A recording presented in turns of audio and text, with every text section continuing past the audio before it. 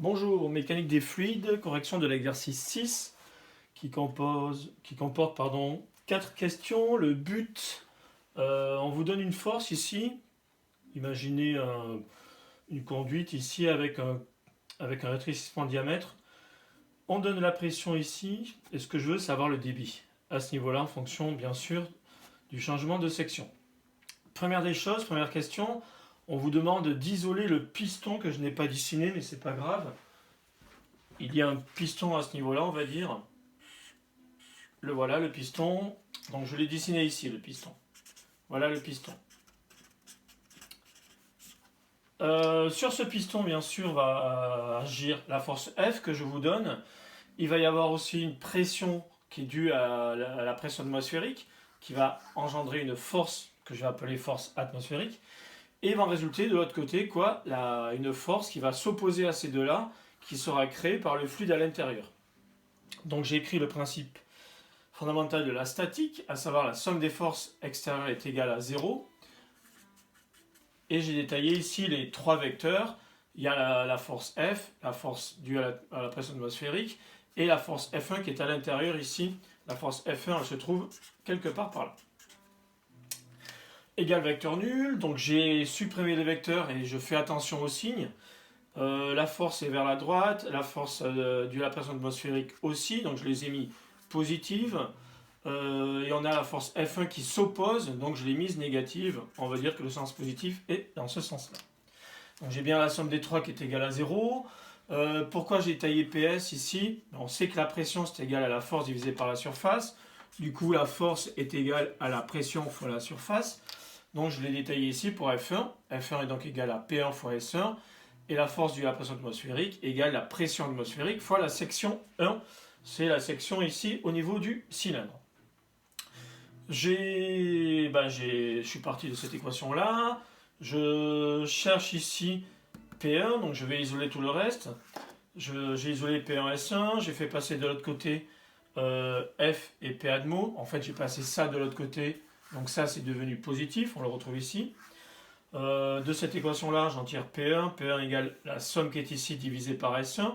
S1 a basculé au dénominateur. J'ai réduit ici S1 et S1, si vous voulez, je vais l'indiquer. Voilà, ils sont en numérateur et en dénominateur, donc ça se supprime. Il me reste quoi? F divisé par S1 ici. Et là, il me reste la pression atmosphérique qui est toute seule. Bien sûr, j'ai le S1 ici au niveau de F. J'ai détaillé S1. S égale pi d carré sur 4. Donc ça m'a fait la force égale pi d1 sur 4, d au carré bien sûr, plus la pression atmosphérique. Donc j'obtiens quoi? La force, je vous ai donné 70 newtons. Pi d1, d1, il faut faire attention, il faut le mettre ici en mètres, bien sûr, pour l'unité.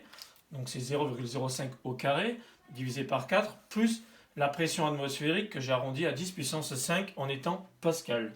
J'ai fait le calcul, j'ai trouvé P1 égale 135 000 pascal, et 135 000 pascal, c'est égal à 1,36 bar. Bon, c'est pas la peine que je le précise. Ensuite, on vous demandait donc de trouver la proportionnalité entre la vitesse V1 et V2. Donc la conservation ici, donc Q égale VS, donc on a V1 S1 égale V2 S2. J'en extrais V1 ici, donc le S1 passe ici au dénominateur. V1 égale V2 S2 divisé par S1. J'ai remplacé S2 et S1 par pi d carré sur 4 à chaque fois, qui est la formule pour calculer la surface. Je ne vais peut-être pas vous le rappeler encore. On l'a vu ici et ici. Donc ici va disparaître des éléments. Hein. Il y a pi qui va disparaître. Il y a 4 aussi qui va simplifier. Il reste quoi? D2 au carré et D1 au carré. On le retrouve ici. V1 égale V2 fois D2 au carré divisé par D1 au carré. Je ne me suis pas trompé. Donc j'ai détaillé ici D2 et D1. D2 égale 0,01. Je l'ai mis en mètres, hein, bien sûr, puisqu'on vous donne 10 cm. Ici, on vous donne 10 mm, pardon, et ici 50 mm. Et quand je fais 1 divisé par 25, eh ça fait un 25e. Je peux supprimer ici les 0,0. Ça fait 1 divisé par 25 fois V2. Donc V1 est 25 fois plus petit que V2. La vitesse, hein, pas la section. Ensuite, question 3, pour déterminer cette vitesse, je vais écrire l'équation de Bernoulli. Variation de vitesse, variation de hauteur et variation de pression égale à 0. Pourquoi? Ici, j'ai pas de moteur, j'ai pas de turbine, j'ai pas de perte de charge ni rien. Alors, l'axe ici est en horizontal. J'ai donc Z2 qui est égal à Z1. Je peux supprimer la variation de hauteur, j'en ai pas. Et la pression 2, au point 2, c'est la pression atmosphérique, donc je la connais. J'ai réécrit mon équation. Comment j'ai fait? Je sais que V1 ici, je l'ai perdu, il est où V1? Je sais que V1 est égal à V2 divisé par 25, donc je l'ai marqué ici, V2 divisé par 25. Le tout au carré, parce qu'il est au carré. Donc j'ai cette variation ici, plus ma pression atmosphérique, P2 égale P atmosphérique, moins P1 égale à 0.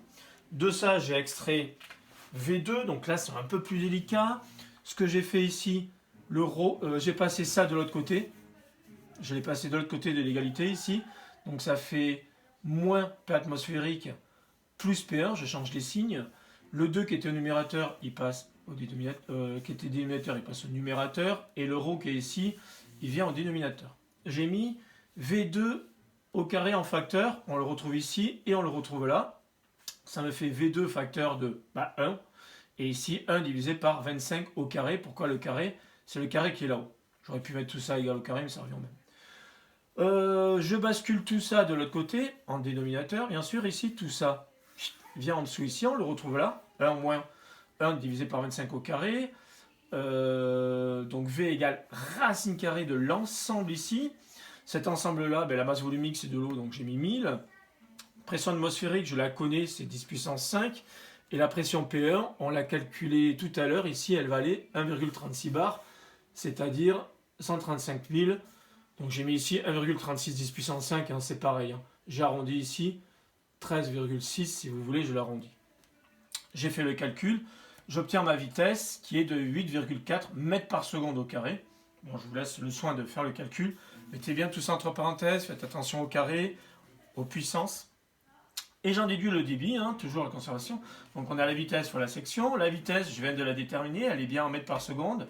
La section, pi d carré sur 4, d 10 mm pour ici. J'ai fait mon calcul, j'ai trouvé 0,00067 mètres cubes. Et je rappelle qu'un mètre cube égale 1000 litres. Donc je suis passé de mètre cube à litre. Comment j'ai fait? J'ai divisé par 1000 ici pour avoir les 0,67 litres par seconde. J'espère que j'ai été assez clair. Donc c'est toujours la même chose. Il faut supprimer les éléments où il n'y a pas de variation. Ici la hauteur. J'ai une différence de pression d'entrée et en sortie que je ne peux pas négliger. J'ai une variation de vitesse, forcément, puisque j'ai une variation de section ici. On peut le faire avec la bouche. Si j'ouvre grand la bouche, l'air sort pas très vite. Et si je ferme la bouche ici, je vais avoir la vitesse de l'air qui va être plus importante. Donc diminution de la section, débit constant, je vais avoir la vitesse plus importante ici. Voilà pour ce calcul. Bon courage.